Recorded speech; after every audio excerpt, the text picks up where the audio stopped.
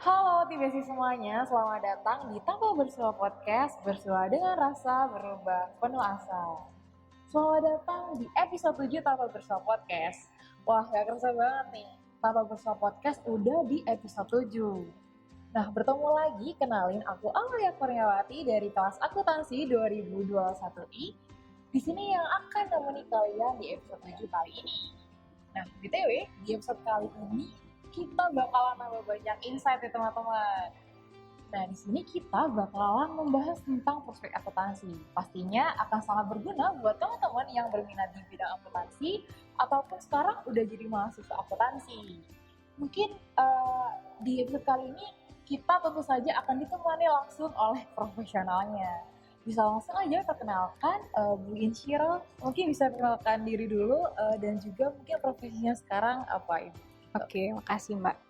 Halo teman-teman, perkenalkan saya Insyirah Putika Dea. Kebetulan saya sekarang sedang bekerja di Universitas Negeri Surabaya sebagai dosen jurusan akuntansi. Wah, sebagai dosen ya, Bu Insyiro ini ya udah masih kelihatan muda banget tapi udah bisa jadi dosen ya, Bu. Luar biasa sekali.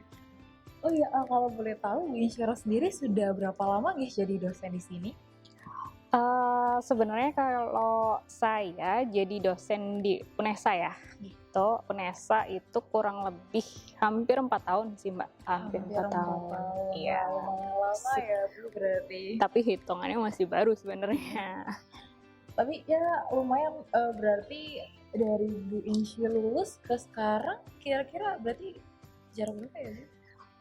Dari saya lulus ke sekarang itu 8 tahun, sekitar 8 tahun lebih sebenarnya kalau dari saya lulus dari S1 sih. Dari S1. Kalau dari S2 mah cuma berapa ya? Sekarang tahun 2022. 6 ya? 6 tahun jadi kan? S1 ke S2 kan habis 2 tahun. Iya. Sekitar 6 tahun. Wah, berarti habis 2 tahun lulus dari S2, Bu Insy bisa langsung jadi dosen nih, keren banget ya. Oke, mungkin di sini karena Bu Insy sebagai dosen akuntansi, mungkin bisa tanya nih, menurut Bu Insy sendiri di sini pengertian akuntansi sendiri itu apa dan juga tujuannya ada akuntansi di dunia ini tuh apa sih Bu? Oke, makasih Mbak. Sebenarnya, waduh, berasa kuliah ya kalau kayak gini ya. Pertanyaannya terkait dengan definisi akuntansi. Sebenarnya akuntansi itu kan suatu siklus ya atau proses gitu, proses pencatatan, kemudian ya mungkin apa teman-teman akuntansi itu sudah paham lah paling enggak terkait dengan apa sih akuntansi itu. Jadi dari proses itu pencatatan hingga identifikasi suatu data-data keuangan nanti diolah untuk dijadikan laporan keuangan gitu kan. Nah, kalau apa sih gunanya akuntansi di dunia ini gitu? Mungkin dari awal sebenarnya akuntansi itu tercipta apa ya?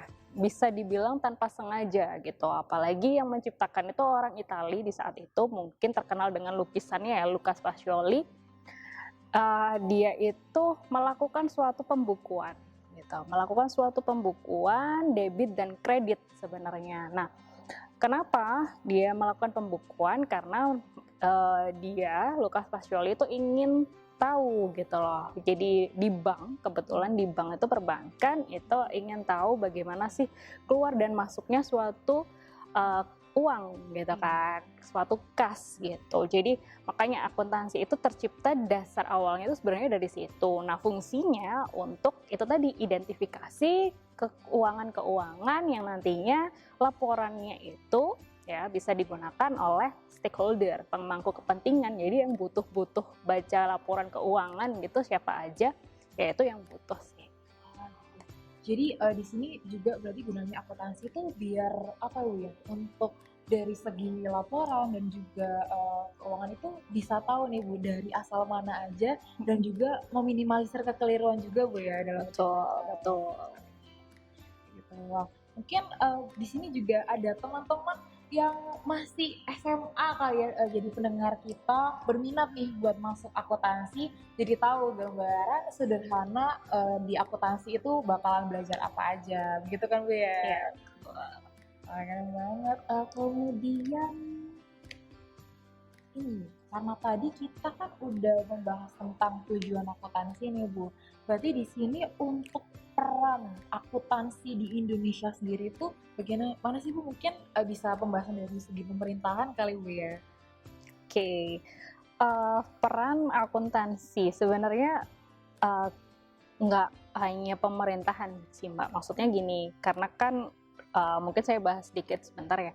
Jadi akuntan itu kan suatu profesi, bisa dibilang seperti itu. Nah, akuntan ini juga ada di mana-mana gitu. Jadi antara itu pemerintahan ataupun itu swasta gitu yang non pemerintahan, dia juga pasti ada dampaknya ke perekonomian di Indonesia gitu loh. Jadi nggak cuma yang bekerja di pemerintahan itu yang memiliki dampak untuk perekonomian, tapi juga semuanya gitu.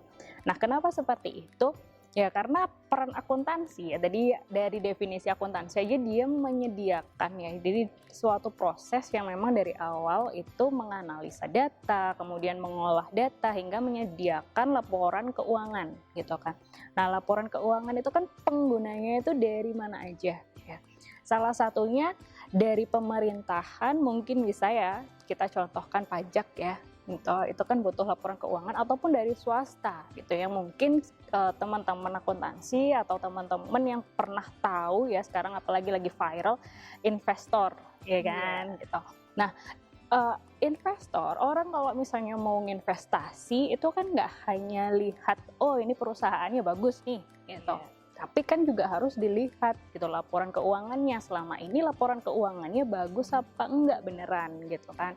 Nah, peran akuntansi adalah menyediakan informasi keuangan itu gitu loh. Jadi kalau misalnya ada informasi keuangan yang bisa digunakan oleh pemangku kepentingan, baik itu pemerintah maupun itu investor, nantinya akan memajukan perekonomian di Indonesia. Karena kan semakin banyak orang yang investasi, baik itu investor lokal maupun asing, maka perekonomian di Indonesia kan akan meningkat gitu kan istilahnya. Jadi nggak cuma orang-orang yang bekerja di pemerintahan kemudian yang menyediakan laporan keuangan pemerintahan gitu, misalnya anggaran gitu kan, kemudian misalnya juga yang terkait dengan kebijakan keuangan, misalnya kerja di BI atau kerja di Kemenq, hanya itu aja. Sebenarnya nggak cuma itu, tapi semua akuntan baik itu di pemerintahan maupun non pemerintahan pasti punya peran ke ekonomi Indonesia gitu. Jadi dampak akuntansi ini besar banget Bu ya. Apalagi tadi Bu Insi kan juga sempat notice masalah pajak ya Bu. Jadi dengan adanya pembukuan atau laporan dari akuntansi ini semakin adanya transparansi untuk bagaimana pemerintahan mengambil atau pajak dari suatu perusahaan ataupun swasta kayak gitu ya. Dan juga adanya investasi dari luar karena kita mungkin suatu perusahaan di Indonesia ini laporan keuangannya bagus, jadi semakin banyak penarik investor-investor luar untuk menginvestasikan uangnya ataupun di Indonesia. Betul. Jadi peran akuntansi seluas itu ternyata nambah ilmu banget nih Bu dengan adanya podcast ini. Kemudian tadi karena udah bahas itu masih masalah menyangkut Indonesia nih Bu. Berarti untuk perkembangan akuntansi di Indonesia sendiri tuh gimana sih Bu, awal mulanya akuntansi masuk Indonesia dan sampai sekarang banyak sekali profesi ataupun menggunakan sistem akuntansi di Indonesia ini. Mungkin kalau tentang perkembangan akuntansi di Indonesia sendiri ya, dari dari orang tuanya teman-teman, mungkin ya teman-teman di rumah maupun teman-teman di sini itu dikenal dengan pembukuan. Ya, mungkin dulu tuh akuntansi terkenalnya dengan pembukuan ya, atau bookkeeping gitu kan gitu. Jadi mungkin dulu juga waktu di SMA saya yang ngambil IPS gitu ya, belum ada tuh yang terkait dengan memang benar-benar akuntansi, tapi kan ekonomi gitu. Nah, ekonomi isinya salah satunya adalah pembukuan itu tadi. Pun juga di SMK sepertinya masih namanya pembukuan gitu, karena memang benar-benar buku terus digarisin gitu kan dulu. Yaitu di Indonesia memang seperti itu. Kemudian semenjak adanya teknologi ya kan, akhirnya namanya dikenal dengan akuntansi. Tapi dari dulu sebenarnya namanya akuntansi gitu kan, tapi terkenalnya memang pembukuan. Sekarang namanya akuntansi, kemudian ada akuntan gitu. Nah, apa ya, sebenarnya seiring dengan teknologi itu sendiri, Mbak. Jadi dari awal mungkin di buku, kemudian sekarang sudah nggak di buku atau nggak di mesin ketik lagi di komputer, kemudian ya memang pure akhirnya bukan hanya pembukuan gitu. Jadi bukan hanya journaling lah istilahnya, kalau di akuntansi kan adalah salah satu siklus yang jurnal ya, penjurnalan. Bukan hanya sekedar itu aja, tapi hingga proses menginformasikan laporan keuangan gitu loh. Kalau dulu kan hanya sekedar mindset pembukuan, oke, menata apa ya istilahnya transaksi keuangan gitu kan. Nah sekarang kan enggak, akuntansi pasti dari prosesnya dari awal hingga akhir informasi itu ada gitu. Jadi pembukuan sama akuntansi ini beda ya Bu? Jadi beda jauh ya?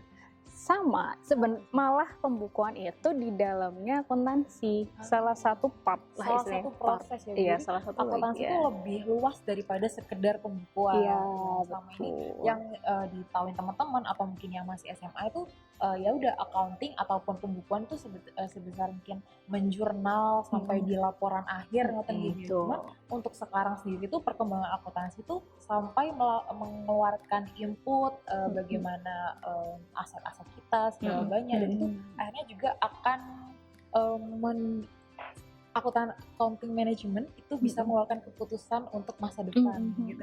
Ya itu sih, jadi dari dulu karena namanya pembukuan terus sekarang itu di era sekarang itu akuntansi juga udah ada akuntan yang keuangan gitu, udah ada akuntan yang mungkin klasifikasinya manajemen gitu, auditor juga, sebenarnya auditor pun juga udah lama gitu loh. Jadi berdampingan dengan pembukuan itu. Jadi khusus auditor sendiri, terus akuntan yang memang pembukuan. Padahal akuntan pembukuan ini ya akuntan Ya, gitu loh, bukan pembukuan. Gak ada bedanya gitu. Kalau dulu namanya itu sih. Kalau sekarang kan udah teman-teman udah tahu sendiri kalau misalnya memang ada auditor, ada konsultan sendiri, ada akuntan manajemen, ada akuntan keuangan gitu kan. Semakin dipilah-pilah menurut dari fungsinya masing-masing ya. Betul. Kemudian karena tadi Bu Insi juga udah nyinggung nih ada auditor dan kawan-kawan. Mungkin Bu Insi juga bisa ngasih tahu ke kita sebenarnya prospek kerja di accounting sendiri tuh apa aja sih Bu? Karena mungkin teman-teman setelah masuk akuntansi bingung, aku bisa mau kerja apa ya kayak gitu. Mungkin Bu Insi bisa spill sebenarnya accounting tuh nggak sebatas cuma jadi akuntan gitu. Jadi kalau misalnya prospek ya, terutama kalau prospek kan pasti kaitannya profesi atau kerjaan lah ya gitu kan. Prospek kerjanya karir gitu, karirnya yang anak-anak akuntansi ini apa sih kira-kira. Nah sebenarnya tadi sempat saya singgung ya, jadi selain dari akuntan ya, jadi lulusan akuntansi pasti menjadi akuntan, itu juga ada yang namanya auditor gitu. Ada auditor namanya, ada auditor internal, ada auditor eksternal, kemudian juga ada staff finance ya. Jadi istilahnya gini, di dalam kalau di perusahaan itu kan ada departemen akuntansi dan finance, akuntansi dan keuangan gitu, departemennya atau divisinya.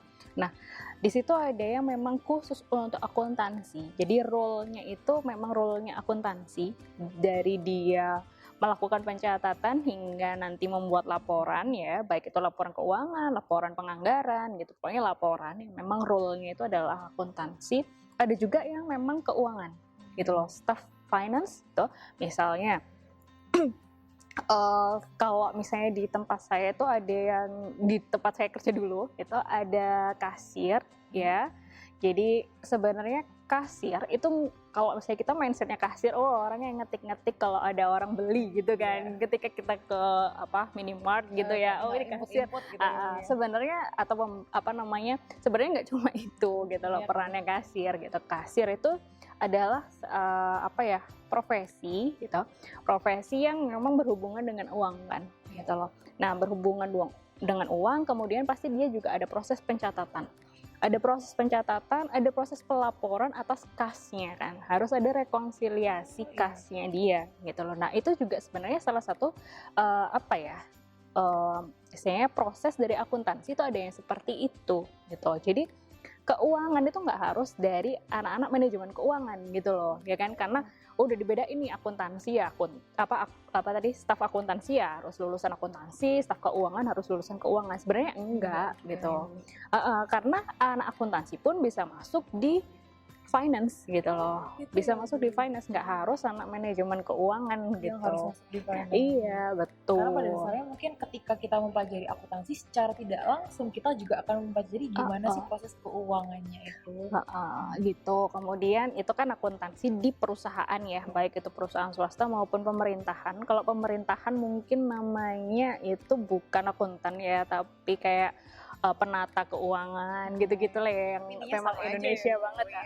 Kemudian ada lagi juga konsultan pajak ya atau staf perpajakan itu sih mungkin kurang lebih. Tadi yang sempat Ibu notice juga apa auditor ya, auditor ada internal dan eksternal juga kan gitu. Berarti untuk tadi yang Bu Yenci bahas masalah tentang perbedaan bagian finance dan juga accounting ini, berarti apakah accounting ini lebih fokus untuk melakukan penjurnalan dan finance fokus untuk melakukan keluar masuknya keuangan begitu Pak? Iya, betul. Jadi mungkin nanti setelah bagaimana ada pemasukan dari finance ataupun pengeluaran itu akan dilaporkan di accounting untuk dicatat. Betul, siklusnya seperti itu. Jadi data-data keuangan memang munculnya dari staff finance ya, data-data keuangan kemudian diolah untuk jadi suatu informasi yang berupa laporan keuangan itu yang diolah akuntan sendiri. Tapi gitu. Tadi kan Bu Yenci notice kalau masalah dari accounting sendiri tuh bisa loh masuk ke finance. Tapi gimana dari anak-anak manajemen keuangan? Apakah ada kemungkinan kalau mereka ini nggak bisa Bu untuk pembukuan ataupun masuk di accounting? Oke. Sebenarnya kalau masalah karir gitu ya nggak terlepas kemungkinan ya. Tapi kan di suatu perusahaan ada standar ya untuk persyaratan ya, requirement-nya gitu. Nah biasanya itu kalau staf keuangan pasti terbuka untuk keuangan dan akuntansi. Tapi kalau staf akuntansi memang khusus untuk akuntansi karena yang untuk buat reporting sesuai dengan standar akuntansi itu pasti anak-anak akuntansi gitu loh. Mereka lebih paham tentang standar ya betul, SAK yang sekarang. Jadi accounting ini sangat luas Bu ya. Biasanya mungkin kita lebih banyak di lingkup-lingkup yang membahas tentang keuangan gitu. Oke, Bu Yenci, karena kan tadi kita udah bahas masalah apa aja sih prospek ataupun bidang kerja nantinya ketika kita menjadi lulusan akuntansi. Mungkin Bu Yenci bisa spill sedikit ya ke kita sebelum jadi dosen, Bu Yenci mungkin punya profesi lain gitu. Tadi kan sudah sempat dibahas ya Mbak ya. Jadi saya di sini kurang lebih 4 tahun ya. Nah, dari lulus S1 yang udah lama banget bertahun-tahun itu sebenarnya saya setelah lulus kerja di salah satu kantor akuntan publik ya bukan Big Four tapi lumayan afiliasi dengan luar negeri gitu. Kemudian saya hanya bertahan sekitar setahunan ya karena ketika itu saya berpikiran untuk develop ya. Jadi ya untuk mengembangkan diri saya lanjut kuliah S2. Ketika S2 itu saya juga bekerja, jadi nggak cuma sekolah aja, saya bekerja, memang saya nyari perusahaan yang memang bisa menerima saya sebagai mahasiswa juga gitu, bukan hanya sebagai staffnya mereka gitu kan. Itu saya bekerja kebetulan sebagai akuntan di salah satu perusahaan go public gitu. Kemudian lumayan lama, cukup lama, hampir sekitar 4 tahunan lebih ya. Kemudian saya alhamdulillah diterima di UNESA ini sebagai dosen gitu. Ini Bu ya, untuk pengajuan PNS ngapain Bu jadi tes atau bagaimana untuk jadi dosen ngapain? Oke, kebetulan saya di UNESA ini sebagai dosen PNS. Jadi saya ya ikut rekrutmennya rekrutmen CPNS sebenarnya gitu. Jadi Wah, sebelumnya pun Bu Inci berarti udah ada pengalaman yang berkaitan dengan accounting, di mana sebenarnya kebanyakan kayaknya dari teman-teman akuntansi ini punya impian yang sama nih, bisa kerja di kantor akuntan publik gitu. Kayaknya banyak, mungkin bisa diceritain sedikit. Soalnya mungkin banyak teman-teman juga di sini yang bilang kalau kayak jadi akuntan publik itu susah deh, ataupun kayak di sana kayaknya kerjanya tuh pusing banget. Mungkin Bu Inci bisa kayak kasih tahu sedikit sebenarnya kerja di akuntan publik itu apa aja sih Bu yang dikerjain di sana gitu. Oke, kerja di akuntan publik ya atau kan KAP gitu, jadi auditor gitu. Itu ya gimana ya? Dibilang susah gitu, dibilang mudah ya mudah-mudahan bisa gitu kan. Tapi nggak mudah-mudah banget ya. Gitu karena memang di KAP jujur aja itu adalah titik balik semua apa ya istilahnya pendidikan akuntansi yang kita tempuh gitu. Jadi di situ semuanya itu ada gitu, dari akuntansi pengantar, akuntansi keuangan, akuntansi perpajakan, akuntansi biaya, semuanya ada disediakan ketika kamu bekerja sebagai auditor eksternal gitu kan. Nah, kalau misalnya susah ya ikutin ritme aja gitu sih karena learning by doing juga ya gitu. Betul. Karena kan di universitas ya, di kampus atau di sekolah mungkin teman-teman itu pasti kan udah belajar ya basicnya, konseptualnya, tinggal aplikasinya. Memang aplikasi atau prakteknya itu tidak semudah atau tidak seindah konsep gitu kan, karena tergantung dari kondisinya. Lagi ada fraud juga Bu ya. Ya, jadi memang harus learning by doing atau penyesuaian karena tergantung kondisi semuanya itu. Berarti buat teman-teman yang mungkin mau nantinya jadi auditor itu bisa lebih serius lagi ya Bu belajarnya. Kalau misalnya nggak ada bolos-bolosnya juga Bu ya. Biar semua materi-materi di kuliah ini masuk dan nanti waktu kerja di sana nggak bingung Bu ya. Di sana takutnya di sana aduh ini mau ngerjain apa? Aku waktu kuliah ngapain aja gitu. Betul, kayak langsung blank gitu ya kan. Oke, seru banget kayaknya jadi auditor nih, seru yang lumayan pusing ya. Oke, setelah membahas ini mungkin karena tadi kita bahas auditor ini susah dan juga sekarang ini kan udah era teknologi ya. Apalagi kita sebentar lagi menghadapi era 5.0 di mana AI ini semakin berkembang dan semua pekerjaan repetisi itu udah benar-benar diganti sama robot. Ini kita mungkin bisa dibilang kayak tinggal mengambil keputusan. Mungkin bisa disebutin Bu kayak apa aja sih tantangan kita sebagai akuntan, terus kita harus mempersiapkan diri seperti apa, pemikiran yang seperti apa biar nanti ketika kita menghadapi dunia yang penuh teknologi kita nggak merasa tergeser gitu.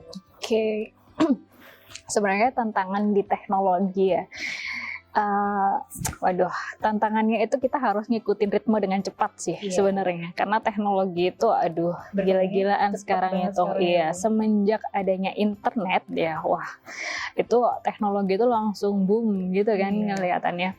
Kalau dulu kan masih pelan-pelan ketika masih belum ada internet gitu, belum ditemukan internet itu masih pelan sekali. Ketika udah ada internet gitu, mungkin dulu masih di zamannya saya dulu ya waktu masih sekolah, masih belum ada wifi lah istilahnya. Kalau di rumah kan pakai router gitu kan untuk internetnya, dan itu cuma berapa gitu loh, mungkin untuk ke satu device aja. Sedangkan sekarang kan udah banyak device, jadi mau nggak mau pasti teknologi itu dengan cepat akan bergerak.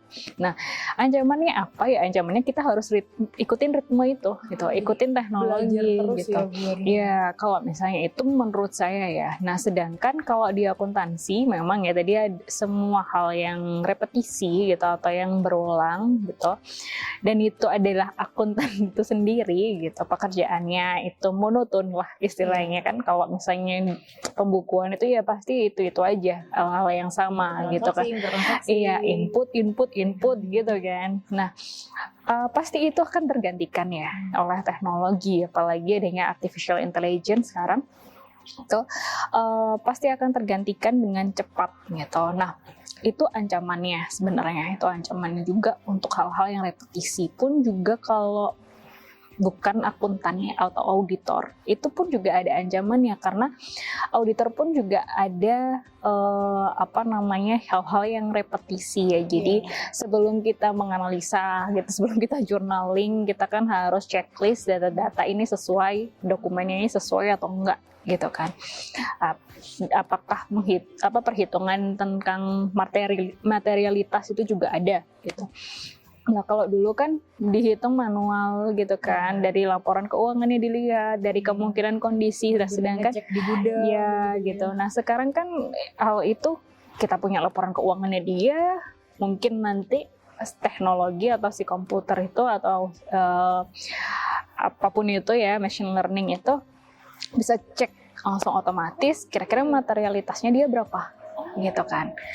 Nah, hal-hal yang seperti itu memang ancaman gitu loh, tapi juga menurut saya itu juga keuntungan gitu. Keuntungan bagi apa? Bagi kita sang profesional. Jadi akuntan maupun konsultan ataupun auditor ya kan, kita harus ambil itu sebagai plus ya, karena seperti pisau, kalau saya ibaratkan mesti teknologi itu seperti pisau, jadi bisa dibuat bunuh orang atau hal-hal negatif, bisa dibuat potong buah juga bisa gitu kan. Iya, lebih bermanfaat. Jadi daripada kita menganggapnya itu adalah sebagai ancaman gitu, malah kita menganggapnya itu sebagai keuntungan gitu, karena membantu kita ya. Iya betul, karena semuanya itu akan cepat ya kan. Kita nggak usah memerlukan waktu untuk menginput, kita tinggal mungkin aja nanti ada tinggal dokumen di scan udah muncul tuh ya kan, jurnalnya, invoice-nya semuanya akan muncul langsung, yang dia bisa save sendiri, otomatis sendiri, journaling sendiri gitu kan. Nah, terus gimana dong Bu? Nggak ada lagi dong peran akuntan gitu kan. Nah, akuntan kan siklusnya itu. Nah, ya ada gitu loh. Ada, pasti peran akuntan itu ya tetap sebagai pengguna. Ya kan? Pengguna, kemudian juga tetap kita harus menyajikan informasi dari laporan keuangan. Nah, kalau kita secara lepas tangan menyerahkan semua itu ke machine learning atau artificial intelligence atau ke teknologi gitu, belum tentu dia accurate kan, sesuai dengan kondisi yang real. Mungkin gini, analisanya dia itu sesuai dengan data. Sedangkan analisa kita bisa dua, sesuai dengan data dan sesuai dengan kondisi yang ada. Memang dibutuhkan apa enggak kira-kira di perusahaan ini gitu. Kadang kan ada mengusulkan ini gitu, tapi ternyata perusahaan tuh nggak bisa untuk memberikan itu gitu loh. Kebijakannya semua harus dibalikkan. Nah, itulah gunanya peran akuntan itu sebagai analis gitu loh. Jadi kita sebagai analis, sebagai konselor gitu, pengguna datanya, pengolahnya mungkin kita dibantu oleh teknologi untuk mengolah gitu, untuk menghasilkan. Tapi kita sebagai analis tetap keputusan harus di tangan pengguna atau ya peran akuntan itu tadi. Berarti ada kemungkinan yang kita sebut tadi bookkeeping itu udah digantikan benar-benar sama machine learning ya Bu? Bisa jadi gitu. Bisa karena jadi. Kan itu termasuk salah satu pekerjaan yang repetisi ya. Ya. Oke lah, mungkin jadi buat teman-teman juga bisa dimulai dipersiapkan bagaimana caranya menjadi manusia yang lebih kritis dan nanti karena ketika di dunia kerja kita akan lebih berfokus kepada menjadi analis ya daripada melakukan pekerjaan yang repetisi. Kan karena tadi kita membahas tentang ancaman ya Bu.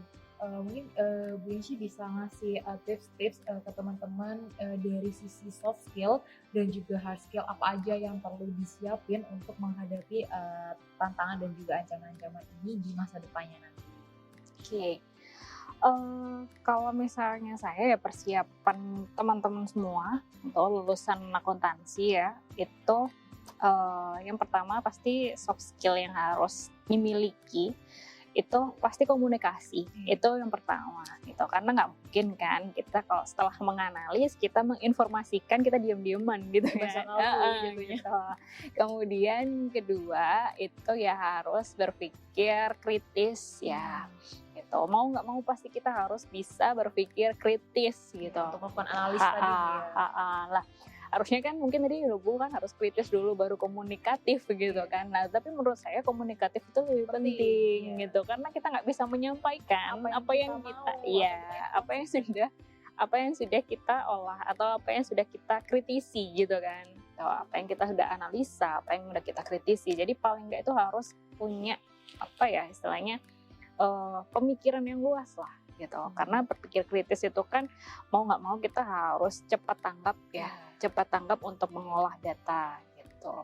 Itu sih menurut saya 2 soft skill yang harus dimiliki. Harus untuk itu nggak cuma berlaku buat accounting Bu ya, tapi untuk semua jurusan, semua orang. Untuk menghadapi era yang sekarang ya, apalagi terkait dengan karir gitu kan, karena karir pasti berhubungan dengan orang gitu. Kemudian terkait dengan hard skill, nah ini masuk ke akuntansinya itu sendiri kan, karena kan hard skill gitu. Ya teman-teman ya harus bisa konsep akuntansi itu harus dasarnya harus matang. Iya benar gitu loh, karena ujung-ujungnya nanti kita pasti akan mengaitkan akuntansi ini dengan teknologi yang ada gitu. Kemudian teman-teman juga harus ada sertifikasi ya.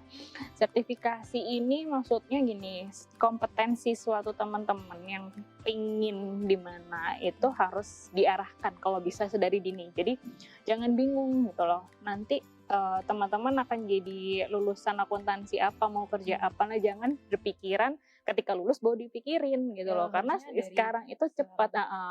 Jadi ada sertifikasi kan tadi auditor ya kan, CPA, kemudian ada konsultan akuntansi itu CA, ataupun akuntan juga bisa CA, kemudian ada juga CMA khusus untuk manajer atau manajemen akuntansi yang memang dia kebijakan di perusahaan, CMA. Kemudian ada juga CFA, fraud examiner untuk auditor internal. Kemudian di luar akuntansi mungkin terkait dengan finance itu ada CFP gitu, ataupun juga yang pajak itu tadi ada BKP. Pentingnya untuk teman-teman tahu kira-kira apa yang disukain atau akuntansi bidang apa yang disukain dari sekarang itu menurut saya sangat penting ya, itu sangat krusial sih. Soalnya ketika nanti teman-teman lulus gitu, ketika nanti teman-teman lulus itu sudah tahu gitu loh apa yang akan diambil. Jadi ketika dikaitkan dengan teknologi, teman-teman tahu bagaimana menyikapi teknologi ini gitu. Seperti saya tadi contohkan ketika mau jadi auditor gitu, teknologi apa sih kira-kira yang dipakai. Jadi harus analisa apa. Jadi kira-kira saya nggak usah checking ini, jadi nanti harus tinggal ngejurnal penyesuaiannya aja gitu. Jadi lebih fokus kalau udah tahu tujuannya mau jadi apa dari awal, akhirnya nanti pembelajaran suatu teknologi itu lebih menjurus Bu ya. Karena udah siap juga dia, udah siap gitu. Itu sih yang saya ya, keren banget ya Bu wawasan buat kali ini. Buat teman-teman sesuai apa yang disampaikan pesan-pesan dari Bu Insyirah tadi, bahwa keputusan dari awal itu penting banget buat teman-teman kalau mau mengambil akuntansi jenis apa nantinya di bidang di karirnya. Jadi akhirnya tahu juga nanti untuk pembelajaran dan hard skill ataupun soft skill apa yang harus dimiliki itu akan lebih menjurus ke hal-hal yang ingin diambil nanti. Mungkin segitu aja kali Bu ya. Kayaknya kita udah panjang banget nih pembahasannya. Langsung aja kita tutup. Terima kasih semuanya yang udah mendengarkan episode 7 Tanpa Bersua Podcast. Tanpa Bersua Podcast, bersua dengan rasa, berubah penuh asa. Terima kasih semuanya dan bye-bye.